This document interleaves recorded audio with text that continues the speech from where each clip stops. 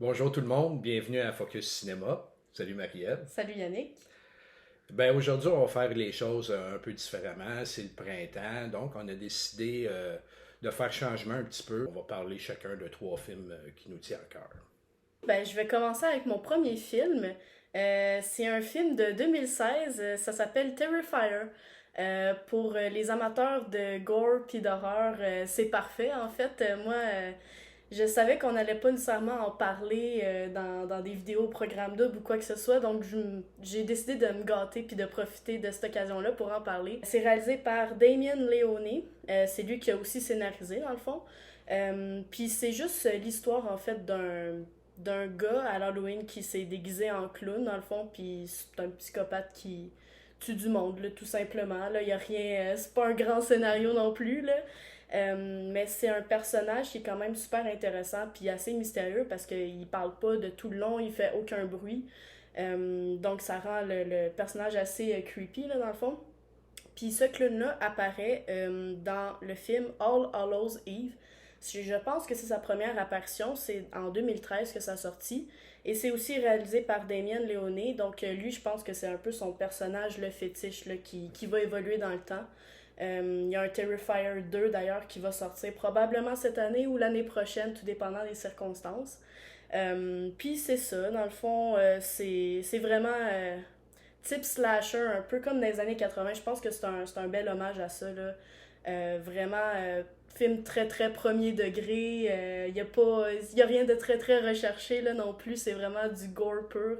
Puis j'avais le goût d'en parler pour ça parce que c'est le genre de film que j'aime beaucoup, mais tu sais, c'est pas un genre de film non plus qu'on parle puis qu'on adulte parce que justement, c'est un peu film de série B, mais c'est ça qui fait le charme du film, là, dans le fond. Du divertissement, là. Exactement. Vraiment divertissement pur pour ceux, évidemment, qui aiment le gore et l'horreur, là, on va se le dire. Là. Il y a des scènes assez crues puis assez déstabilisantes, là, mais si vous avez pas... si vous connaissez pas ça, en tout cas, ce film-là, puis que vous aimez ce genre de film-là, c'est vraiment un film à découvrir. Puis ce film-là, il se trouve pas si facilement, là, c'est dommage, là, mais vous pouvez le louer ou l'acheter sur Amazon Prime Video. Puis peut-être à d'autres places un peu plus louches, là, ça je m'embarquerai pas là-dedans. Mais sinon, même le trouver en DVD, c'est pas évident, là, mais en tout cas, si vous pouvez mettre la main dessus, moi je trouve que ça vaut la peine.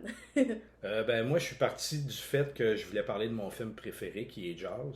Puis après ça, je me suis dit, je vais parler de quoi d'autre. Donc, je me suis dit, je vais parler de trois films de justement l'année 1975.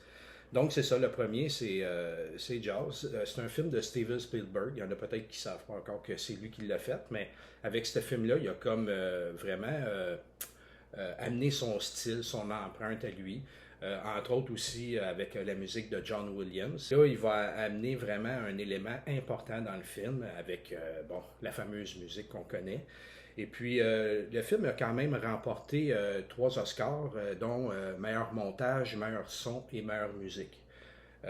Puis c'est ça le point fort du film, c'est que il y a tout ça, on mélange toutes sortes de styles, mais la caméra est vraiment placée à des endroits qu'on ne s'attend pas. La musique vient amplifier presque toutes les scènes d'attaque de requins.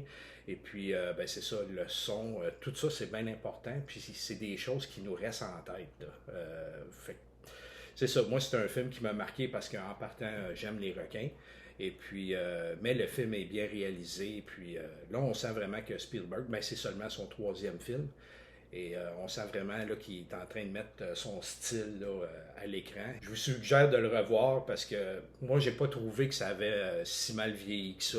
Au contraire, c'est encore un très bon divertissement, là. Un bon classique Oui, d'action, là. oui, c'est ça. Moi, mon deuxième film que je voulais vous présenter, c'est Paris, Texas. C'est un film de Wim Wenders, réalisé en 1984. Là, on est vraiment ailleurs. Là, on est dans un beau film contemplatif, lent, touchant. C'est un peu, c'est un road movie en fait Ouais. là. Puis c'est l'histoire de Travis Anderson, qui lui, après avoir disparu pendant 4 ans, est retrouvé par son frère. Son frère, c'est lui qui s'est organisé depuis les 4 ans en fait que son frère est parti de prendre soin du fils de Travis Anderson dans le fond. Puis là, à la retrouvaille du père et du fils, Travis, il a comme pour mission d'aller retrouver la mère du jeune garçon avec lui, dans le fond, pour pouvoir y redonner la garde de l'enfant. Là. Je sais pas si je le dis bien, là, le résumé, mais c'est pas mal ça. Donc, rien de très, très compliqué, puis c'est plus un film vraiment de retrouvailles, puis de famille, là, tout ça. Puis pour moi, il y a une des scènes les plus belles puis les plus touchantes du cinéma là, dans ce film-là, là, vers la fin. Là. Juste pour ça, ça vaut la peine, je pense, de voir le film. Là. Moi, ça m'a marqué profondément, puis ça reste un de mes films préférés à vie. Là. Tout le long cheminement lent pour en arriver à ça, c'est vraiment...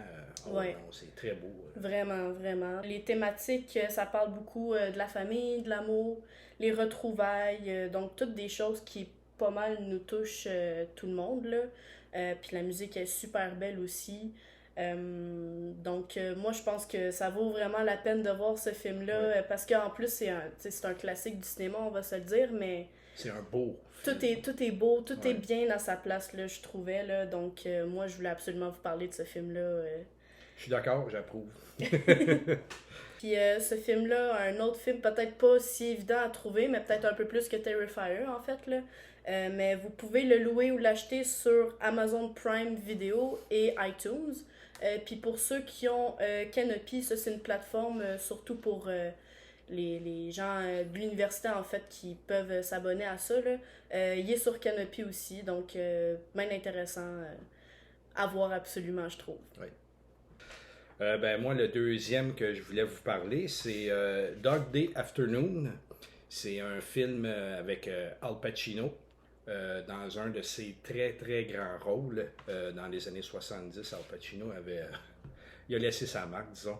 Oui. Et puis c'est un film inspiré d'un fait divers survenu quelques années avant le tournage du film. C'est un vol de banque qui tourne mal et puis c'est ça, le film a eu quand même 6 nominations aux Oscars et ça vaut vraiment la peine, surtout pour Al Pacino, je me répète encore une fois, là, mais normalement, il aurait dû remporter l'Oscar du meilleur acteur cette année-là, mais on va voir qui le remporte dans le prochain film que je vais vous parler et c'est tout à fait mérité, là. Mais ça vaut la peine, c'est un bon divertissement et juste de dire à la fin... Ah oui, c'est arrivé pour vrai cette histoire-là. C'est assez quand même incroyable. Ben, c'est assez fou, moi j'ai trouvé. C'est quelque chose à revoir et à voir si jamais vous ne l'avez pas vu. Là. Effectivement. Et mon dernier film à moi que je voulais vous parler, c'est Donnie Darko. Film de 2001, réalisé et scénarisé par Richard Kelly. Ça met en vedette le jeune Jake Gyllenhaal. C'est l'histoire de Denis, un ado assez marginal qui se met à halluciner un ami imaginaire. En fait, c'est qui est déguisé en lapin. En fait, c'est comme un lapin en grandeur humaine, là, finalement, qui lui prédit l'arrivée de la fin du monde à exactement 28 jours, 42 minutes et 12 secondes du moment où ce qui se le fait dire, dans le fond. Puis là, tout le long, il va essayer de comprendre un peu l'énigme de tout ça, puis essayer de contrer cette fin du monde-là, finalement. Donc, c'est un peu un mélange de science-fiction, thriller, horreur, fantastique, Ouais, vraiment. c'est un peu tout ça. C'est un peu tout ça mis ensemble. Fait que c'est ça qui fait que le film est vraiment super original, puis super intéressant. Il y a beaucoup la thématique de l'existentialisme, les troubles mentaux, la dépression. Il y a du voyage dans le temps, il y a thématique famille, amour. C'est un beau mélange de toutes sortes de choses qui nous fascinent dans la vie. Donc, si juste ce que je viens de vous dire, ça vous interpelle, là, c'est vraiment un film à voir. Là. Puis la trame sonore est super intéressante aussi. Pour tout ça, je vous le suggère fortement. Là. C'est un de mes films préférés, ça aussi. Là. On va pas se le cacher. Puis ce film-là, vous pouvez le louer ou l'acheter sur iTunes et sur YouTube. Il y a certainement d'autres plateformes, là, même en DVD, lui, il est plus facile à trouver. Ouais. Bon, puis moi, finalement, mon dernier film que je vais vous parler, c'est un classique absolument incontournable. One Flew Over the Cuckoo's Nest. C'est un classique incontournable. C'est Jack Nicholson qui a remporté l'Oscar du meilleur acteur cette année-là, devant Al Pacino, que je parlais tantôt.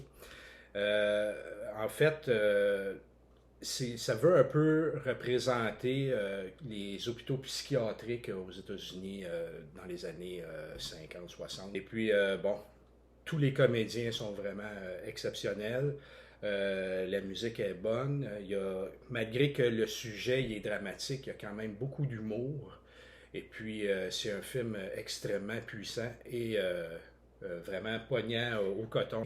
Ils ont remporté 5 Oscars et je parlais de Jack Nicholson tantôt, mais Louise Fletcher aussi, qui fait l'infirmière, elle aussi remporte l'Oscar de la meilleure actrice. Pour ceux et celles qui regardent la série Ratched, moi j'écoute pas la série, là, mais je sais que c'est par rapport à ce personnage-là, de l'infirmière de Vol au-dessus d'un nid de coucou. C'est joué par Sarah Paulson, évidemment. Puis si ça vous intéresse, puis si vous aviez pas vu le film, ça peut faire un bel écho, là, finalement, au film qu'on parle présentement. Mais c'est ça. Si vous l'avez jamais vu, c'est quelque chose à voir et à revoir. On ne se tente pas de voir ce film-là. Et voilà, c'est ce qui conclut notre vidéo d'aujourd'hui avec un format un peu différent. En espérant vous avoir fait découvrir 6 films peut-être, ça serait le fun. Sinon, c'est des films à revoir évidemment, là. Si vous aimez ça, la formule, juste à nous faire savoir. Et puis, on va faire ça peut-être un petit peu plus souvent, là. Puis d'ici à la prochaine vidéo, ben, je vous souhaite un bon cinéma. À la prochaine.